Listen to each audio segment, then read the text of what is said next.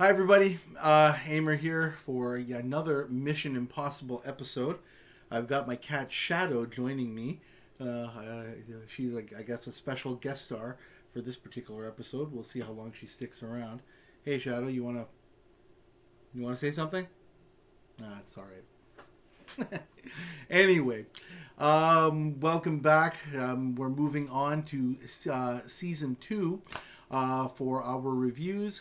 And this time I'm doing episode 1 of season 2, which is called The Widow. So we're saying goodbye to Dan Briggs. Stephen Hill has basically been fired from the show for the reasons that we've talked about earlier, for just being difficult overall to work with. And the producers have moved on to Peter Graves as Jim Phelps, who will stick around for the rest of it, including the revival. So we're going to start off with Jim finding a viewing machine with instructions, one of those viewing machines that you use to look at places like at Niagara Falls and places like that. The mission is to take down heroin dealer Alex Kresnick, who has partnered with a banker, an American banker named Mark Walters, and is planning to sell off a massive haul of heroin. Jim selects the usual team plus a Dr. Premel for this mission. Rollin showcases in the apartment scene a special device that fits in a suit and will allow someone to suck up powder and replace it with a different powder. That's obviously going to pay off later. So the IMF takes off for Marseille, where Kresnick is based. Kresnick and Walters have a meeting with their major dealers and show off their superb quality stuff, with the dealers griping about the high prices, but realizing they don't have much choice as Kresnick has the market cornered. The buyers leave, and Rollin accosts one of the major buyers, Maharis, at gunpoint in his car, telling him that he has a better deal than Kresnick.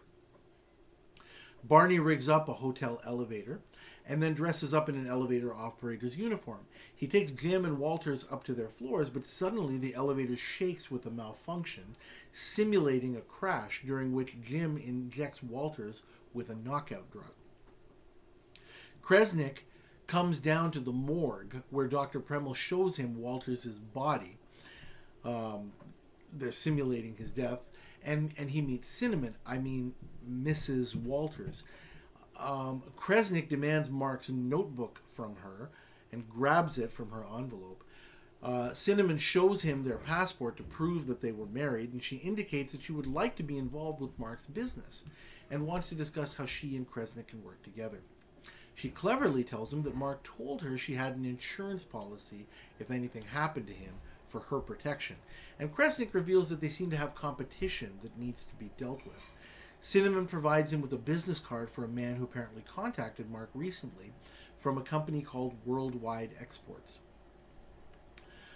After the whole thing with the morgue is done, Walters is taken to a hospital and wakes up blind, with Dr. Premel explaining it's because of medication he's been given as a result of the elevator accident, and he'll be fine in 24 hours, but must rest quietly for the time being. Rollin goes to visit Walters, mimicking Kresnick's voice. Rollin, as Alex, tells Mark about the new competition, who tried to kill him with the thing going on in the elevator, but did not succeed. Cinnamon accompanies Kresnick and his goons to the export company who contacted Mark, and they find Rollin there. Cinnamon identifies him as a man that she saw earlier, and Kresnick asks her to wait outside.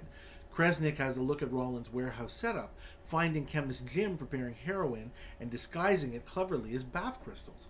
Kresnick wants to make a deal, which Rollin turns down, with Kresnick threatening to shoot him, until he sees Barney and Willie with shotguns pointed at the whole crew, leading him to back down.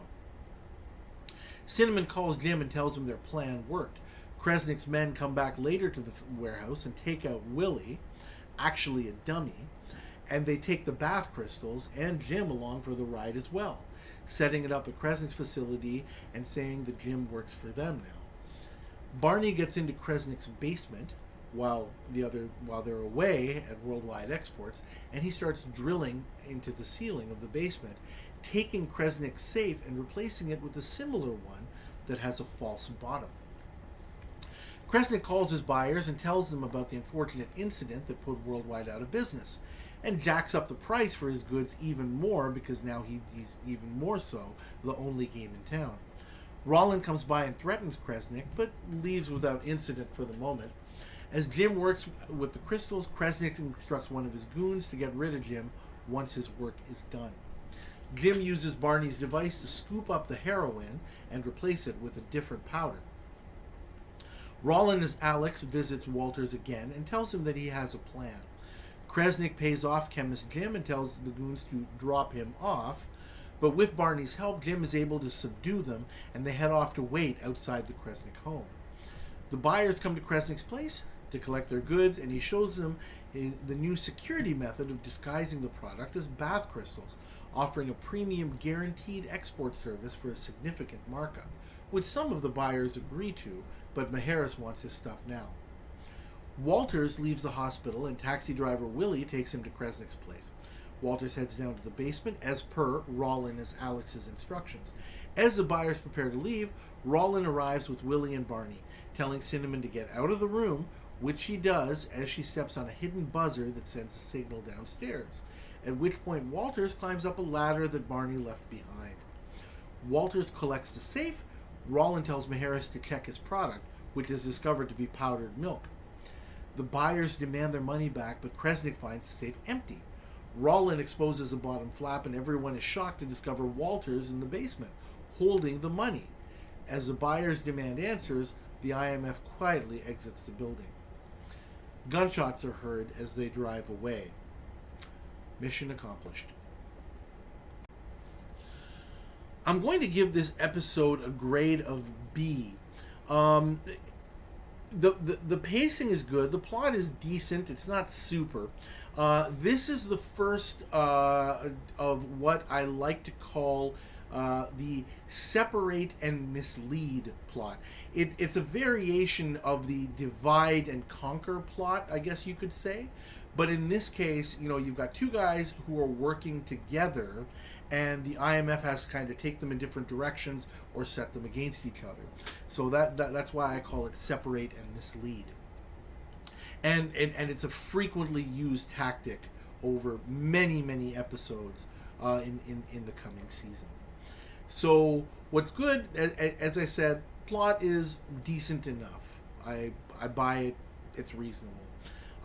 The teamwork is excellent here. That's also a really good point about this episode. Everybody's got their role to play, and it's the power of 5 to make the whole plan work, which I also like. That said, it is a bit slow. It has to be. It's the episode that kind of introduces Peter Graves. So I guess the producers felt that they had to kind of slow it down a little bit to make sure that everybody understands. Okay, he's the new guy. But again, it's not too bad. What I do feel is not good here. Actually, before I move on to that, I will say that good William Wyndham, who plays Kresnik, and Joe Maras, who plays Mark Walters, are very frequent guest stars. I'm pretty sure that I think they're in at least one episode every season between the two of them. They both fit the show structure quite well. I think they fit in well. Let's just leave it at that.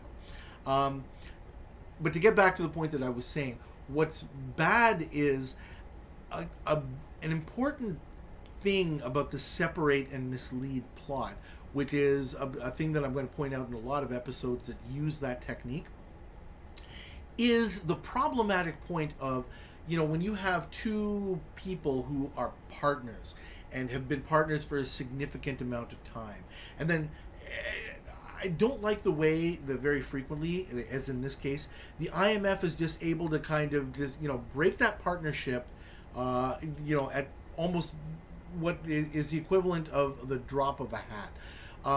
In this case, it's maybe a little bit unfair to characterize it that way, but here we've got Kresnik, who's a very intelligent guy, obviously, but I think he buys into the whole thing about, I've got a new partner, and this is my old partner's wife, and he just buys into it way too easily, and that is very, very problematic for me.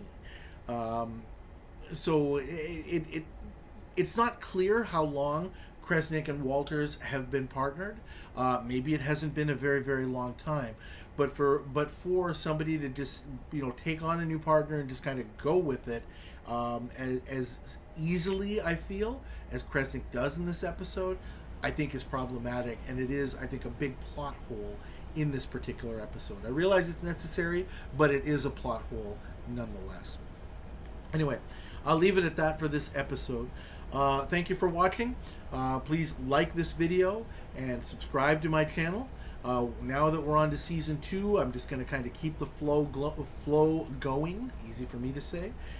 Please leave your comments. I'd love to hear what you have to say about this episode and all of the others. Thank you again, and I'll see you next time.